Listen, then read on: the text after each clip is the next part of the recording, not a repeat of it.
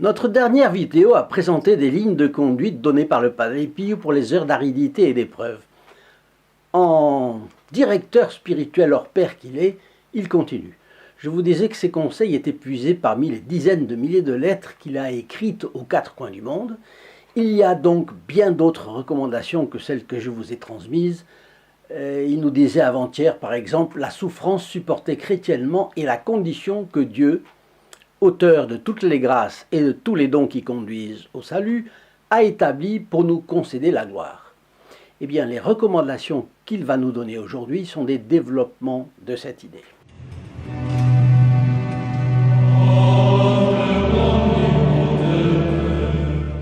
Chers amis fidèles du Padre Pio, bonjour. Mon nom est Jean Goyard et vous assistez au programme Sur les pas du Padre Pio.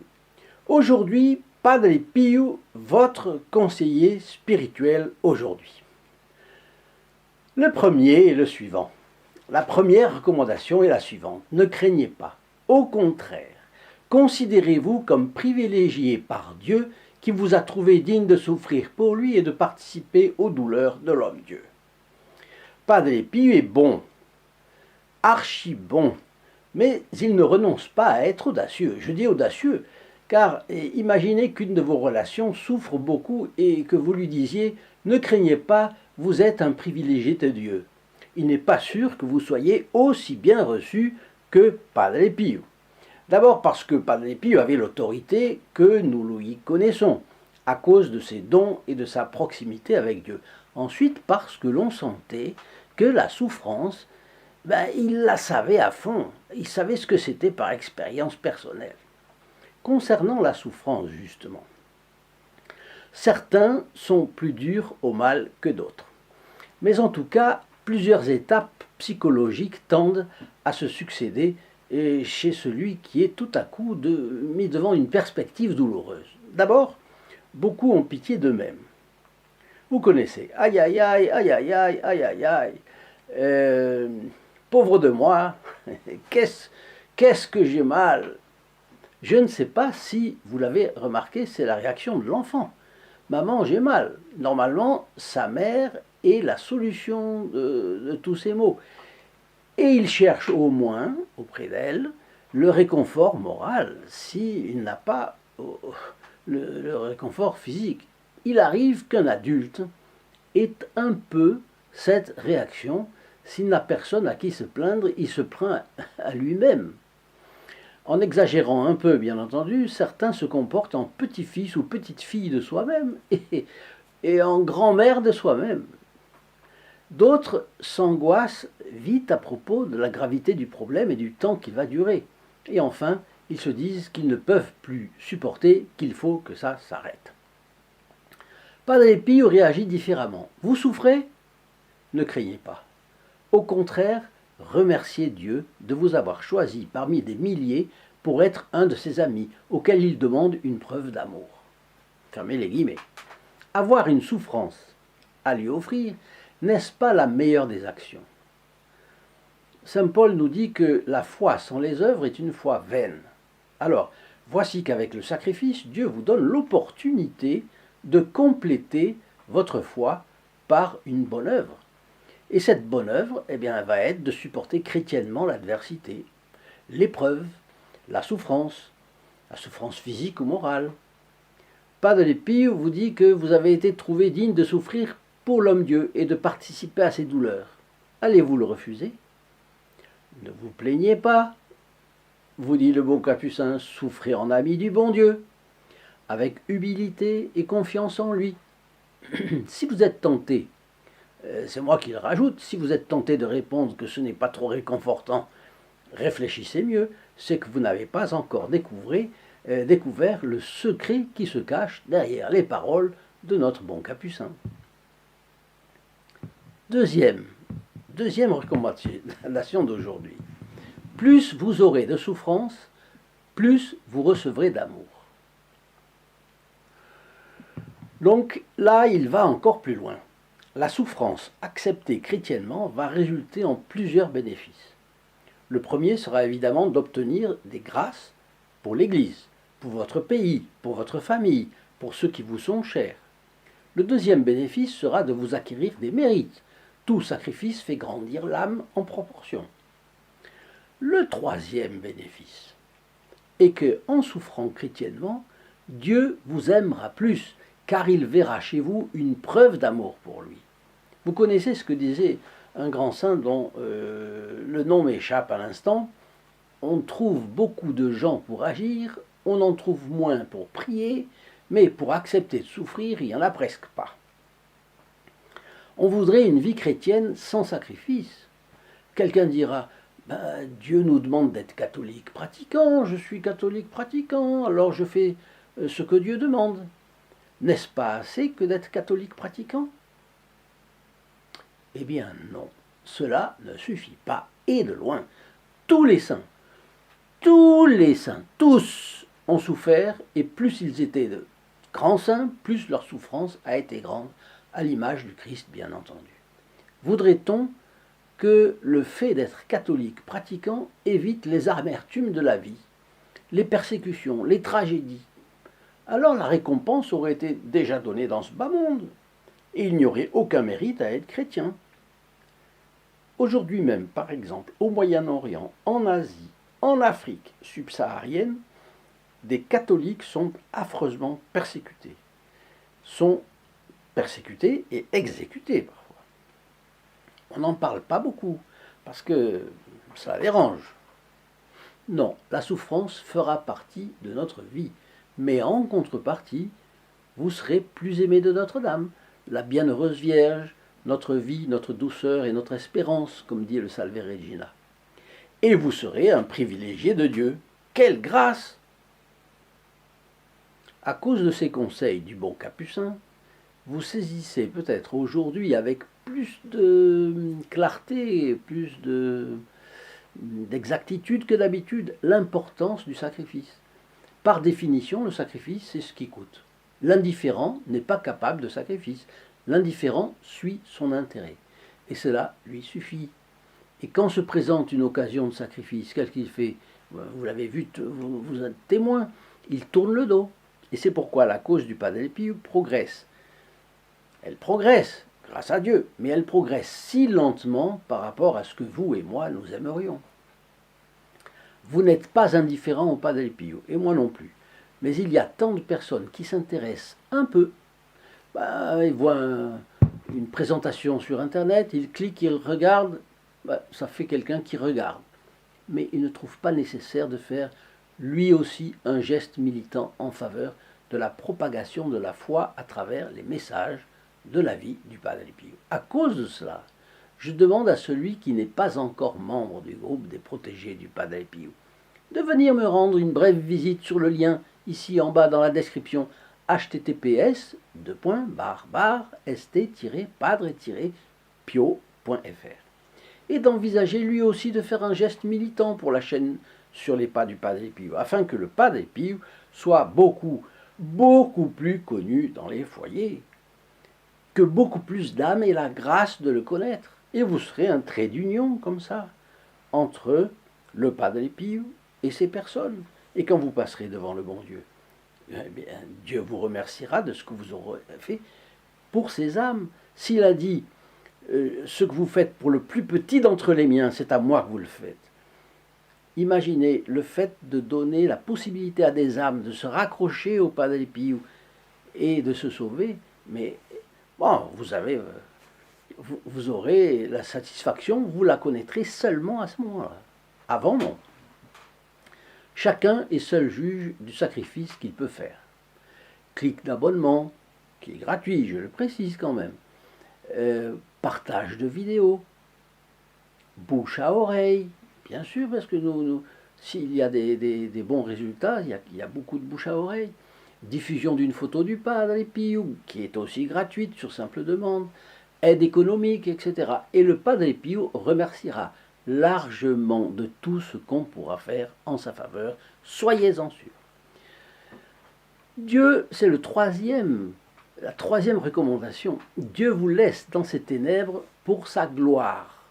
C'est la grande opportunité que vous avez de progresser spirituellement. Ah! Là, Padre Pio parle de l'âme lorsqu'elle se sent environnée de ténèbres.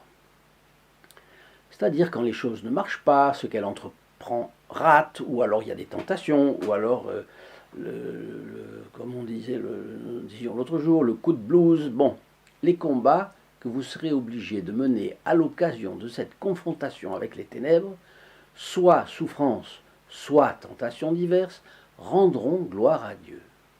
Mais dès lors que vous combattrez, bien sûr, parce que le combat est la condition. Dieu se suffit à lui-même. Il n'a besoin d'aucune créature, ni humaine, ni d'une autre nature. De toute éternité, sa gloire est infinie et parfaite. C'est ce qu'à la suite de saint Thomas d'Aquin, on appelle sa gloire intrinsèque. Dieu pouvait ne pas créer le monde, ni ses astres, ni le soleil, ni la terre, ni les hommes. Sa gloire était pareille. Il se suffit à lui-même. Sa gloire intrinsèque est parfaite, infinie et de toute éternité. Mais la gloire que lui donnent les créatures constitue sa gloire extrinsèque, à laquelle participe la création.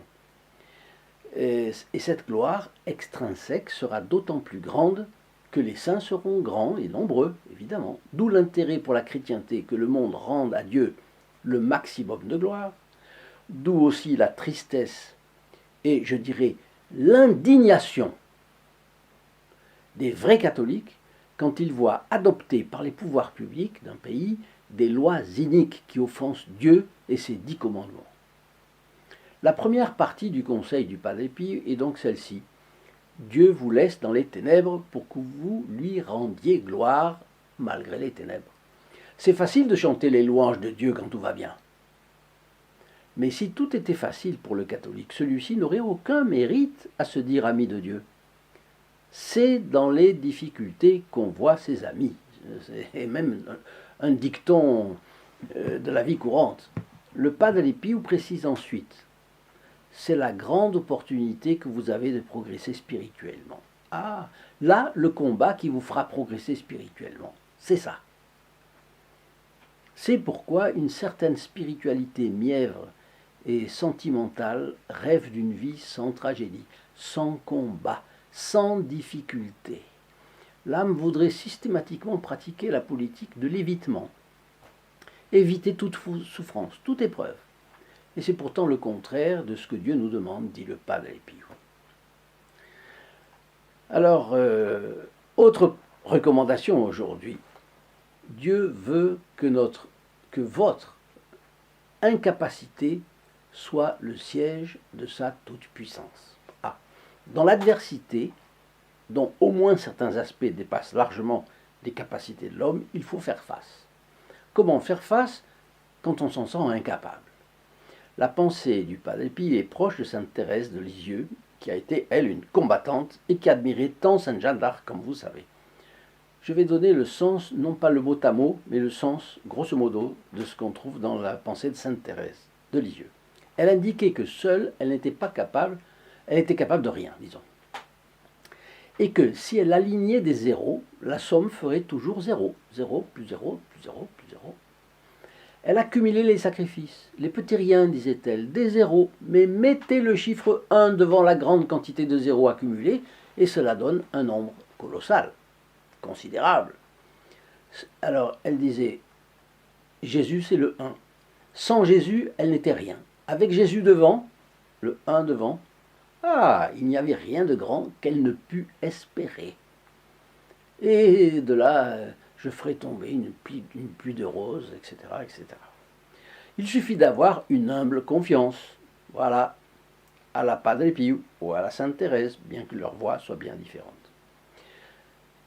Donc là, nous avons notre 5e recommandation. Bénissez le Seigneur pour la souffrance que vous avez et acceptez de boire le calice de Gethsémani. Là, le Padre Pio descend aux conséquences concrètes. En matière spirituelle, si l'on s'en tient à la théorie, on trouvera toujours des biais pour échapper. Par exemple, à l'examen de conscience. Donc, en matière spirituelle, il faut aller au concret. Mais là, le conseil du Padre Pio ne pourrait pas être plus carré.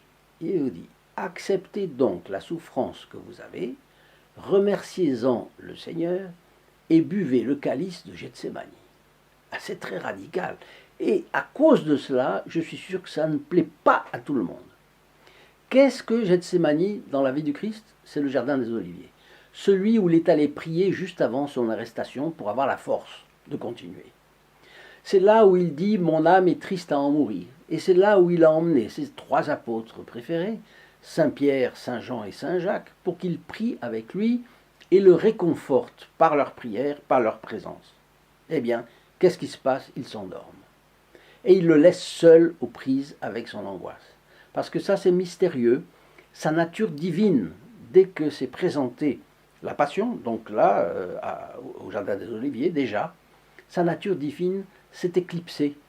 Et il s'est retrouvé avec sa nature humaine seulement. C'est-à-dire souffrant la peur et l'angoisse, comme vous et moi, mais à la taille de la souffrance qui était la sienne. La souffrance de sa passion qui arrivait. Et le calice de Gethsémani, c'est le comble de la solitude en plus. Ce n'est pas la crucifixion, bien sûr, mais c'est pire en un sens. Parce que lors de la crucifixion, Jésus est transpercé,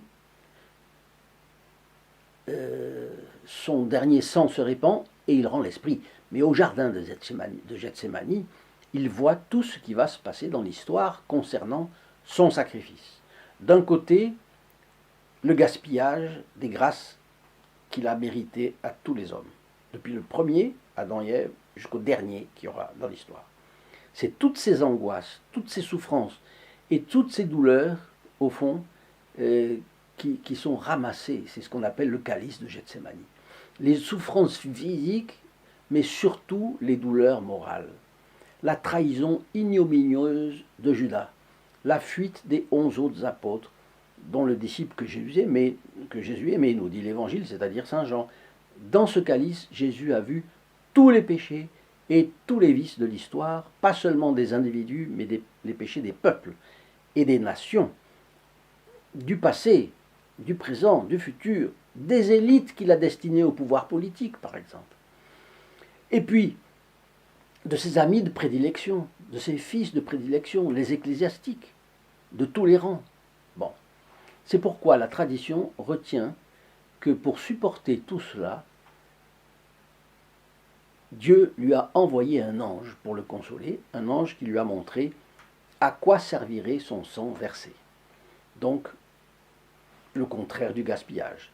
Les grâces qui auront été acceptées, dont les hommes auront profité. Les beautés de l'Église, les combats gagnés par l'Église dans l'histoire, contre les hérésies par exemple, son influence bienfaisante, l'influence bienfaisante de l'Église sur les peuples, les grandes réussites chrétiennes, les missions par exemple, les conversions des peuples, les conversions des pécheurs, et puis la vertu des patriarches, des prophètes, des apôtres, une fois convertis, des martyrs, des confesseurs, des vierges, de tous les saints. Il n'en reste pas moins que le calice de Gethsémani, c'était un résumé de sa mission avec toutes ses amertumes et ses afflictions, sa solitude. Pourquoi Padre Pio nous conseille-t-il d'accepter de boire le calice de Gethsémani? Parce que nous sommes comme les chevaux qui refusent l'obstacle. Au lieu de prendre leur élan et de sauter, ils prennent leur élan, et au dernier moment, ils passent à côté. Il suffit d'une inattention du cavalier, il passe à côté. Lorsque nous refusons de boire le calice de Jésus, nous avons, disons, que Jésus nous a préparé pour partager le repas avec lui, eh bien, nous faisons cela. Nous évitons l'obstacle. Et cela nous arrive plus fréquemment que nous le pensons. Nous n'accomplissons pas ce que Dieu attend de nous. Nous refusons de voir ce que la Providence nous demande. Et nous évitons l'obstacle. Et en particulier l'obstacle, eh bien, c'est que nous avons le calice à boire. Et il faut savoir que viendra le moment où nous serons seuls. C'est le moment où nous allons mourir. Et ça arrivera à nous tous. L'homme, je le répète toujours, l'homme est mortel. Jean est un homme, donc Jean est mortel. Ça, voilà. Alors, Padre Pio nous demande de porter notre attention à cela, d'accepter de boire le calice de Gethsémani et de bénir le Seigneur pour les souffrances que nous avons. Et en particulier, il faut penser. Et maintenant, voyons donc la dernière recommandation que notre Père spirituel nous donne ce soir. Supportez les souffrances au long de votre vie pour pouvoir participer aux souffrances du Christ. Et là, c'est finalement la conclusion du Padre Pio pour cet ensemble de conseils. Padre Pio nous en donne la grande raison. Il y a un but commun à tous les hommes de bonne volonté. Participer aux souffrances du Christ. C'est pour cela que nous faisons le signe de la croix. Sur la croix, tout est consommé. Notre Seigneur Jésus-Christ rend son esprit à son Père. Le voile du temple se déchire. Un terrifiant tremblement de terre a lieu. De nombreux morts ressuscitent et parcourent Jérusalem en disant aux gens leurs 4 vérités. L'épouvante se répand partout. Tout est consommé. Le Christ a souffert tout ce qu'il devait souffrir. Après, avec la mort du dernier apôtre, la révélation sera close. Il n'y a rien à ajouter au mérite de sa passion. Mais saint Paul montre que Dieu a voulu que l'homme ajoute sa participation. C'est la goutte d'eau que symboliquement le prêtre mêle au vin dans le calice lors de la messe, avant la consécration, et qui, par le mélange de l'eau et du vin, sera consacré, sera transformé dans le sang de notre Seigneur Jésus-Christ. Quel honneur, quelle merveille! Alors, voilà ce que dit saint Paul. Maintenant, je suis plein de joie dans mes souffrances pour vous, et ce qui manque aux souffrances du Christ en ma propre chair, je l'achève pour son corps qui est l'Église. C'est saint Paul aux Colossiens, chapitre 1, verset 24. Nous devons participer aux souffrances du Christ. Voilà pourquoi il nous faut supporter les souffrances au long de notre vie. Et voilà, vous voyez, le Padre Pio avait raison. Même si c'est carré, même si c'est radical, eh bien oui, c'est comme ça. Dites-moi si vous avez apprécié ce raisonnement du Padre Pio. Bien sûr, vous allez me dire, c'est le Padre Pio, oui, bien oui, mais est-ce que vous arrivez à l'assimiler, si ça vous plaît? Si vous avez aimé cette vidéo, partagez-la à vos amis, bien entendu, et vous entrerez, et eux aussi, dans les intentions de la messe de vendredi prochain à midi. Je vous souhaite une très bonne journée et à notre prochaine vidéo. Au revoir. In nome del Padre, del Figliolo e dello Spirito Santo, e così sia. Sia lodato Gesù e Maria, oggi